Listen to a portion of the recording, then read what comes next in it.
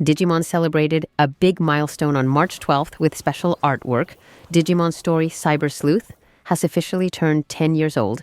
It was originally released on March 12th, 2015 for the PlayStation Vita. To mark the occasion, Digimon called for a parade in celebration and thanked fans for their support over the years. Whether you've played it before or not, they encourage everyone to jump back in and enjoy the adventure all over again. Meanwhile, a short Digimon Con preview trailer has been released, and the teaser confirms a few expected highlights. Terriermon Assistant and Agumon will be there, using the same model as last year. Ayumi Miyazaki will be performing. There will be updates on Time Stranger, the card game, and various products. Plus, a look at the Digimon adventure beyond PV. Nothing too surprising, but it's shaping up to be another solid event. Digimon Web has launched its 121st official fan poll, this time focusing on Appmon. Continuing from the previous specific poll, this round is all about entertainment-type Appmon at standard grade. Fans can choose from 12 options and vote for their favorite. The poll is open until March 26th. While there are plenty of choices, the competition doesn't seem too tough. Mujimon, as one of the main characters, is the most recognizable, thanks to its "No Music, No Life" tagline. After that, Terriermon, the Glutton, and Tellermon, the Prophet, are probably the best-known contenders. This week's Terriermon Assistant Gameplay Challenge had Terriermon facing off against a game he's not great at, rhythm games. His mission? Clearing Butterfly in Taiko no Tatsujin Rhythm Festival on the Nintendo Switch. Taiko no Tatsujin, literally Master of the Drums, is a rhythm game series developed by Namco.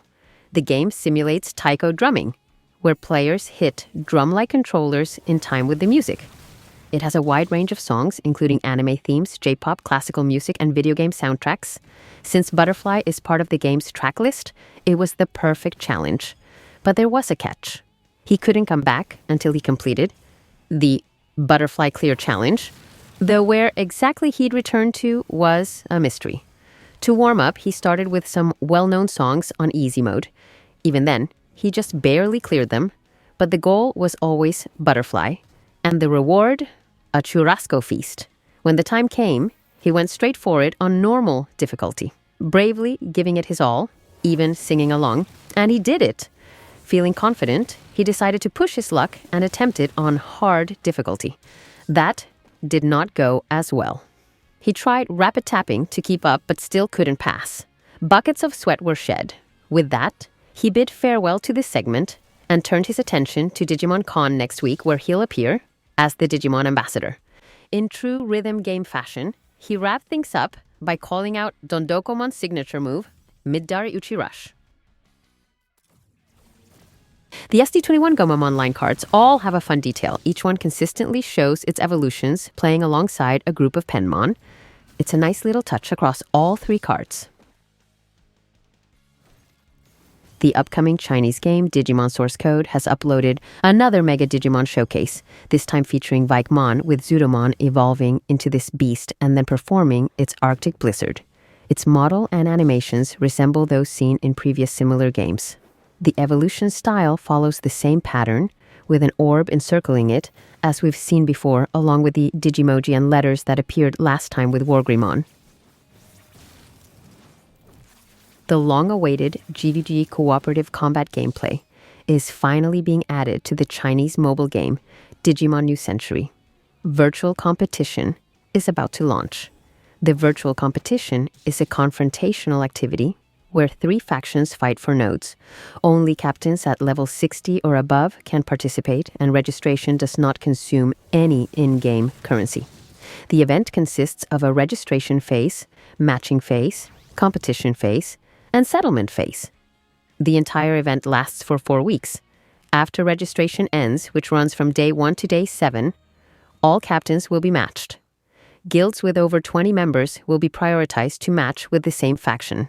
From 8 a.m. to 12 a.m. every day is the competition period. During the competition period, captains can form teams and control their teams to occupy, defend, and perform other actions on nodes.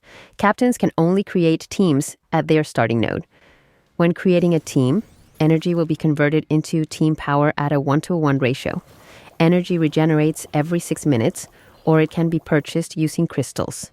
Energy can be converted into power, but power cannot be converted back into energy.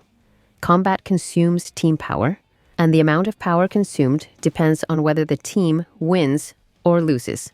When a team's power reaches 0, the team will be forced to return to its starting node, and the team will need to restore power to continue acting. Combat will earn contribution points, which will increase the captain's rank. Higher ranks provide higher energy caps and more team slots. The map contains many nodes. Except for the initial nodes of the 3 factions, other nodes can be occupied by teams. Occupying a node will earn faction points. Faction points will improve in-game attributes for players.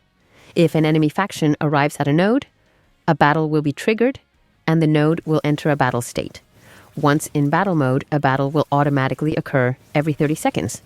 The battle will follow a rotation mode. A team that wins and still has power will continue to challenge the next team. A team that loses but still has power will go to the back of the queue. If the defending faction has no team at the node, the attacking faction will occupy the node and exit the battle state. If the attacking faction has no team at the node, there will be a 5-minute break from combat. If no new attacking teams arrive during this time, the node will exit battle mode. Occupying nodes will grant commission tasks. Dispatch your Digimon to complete these tasks to earn contribution points. The more nodes your faction occupies, the more types and quantities of commission tasks you will get. The Digimon dispatched for commission tasks are not related to the Digimon in your current team. On the 3rd day of the event, the central area will open, which contains many high-level nodes that yield a large amount of faction points.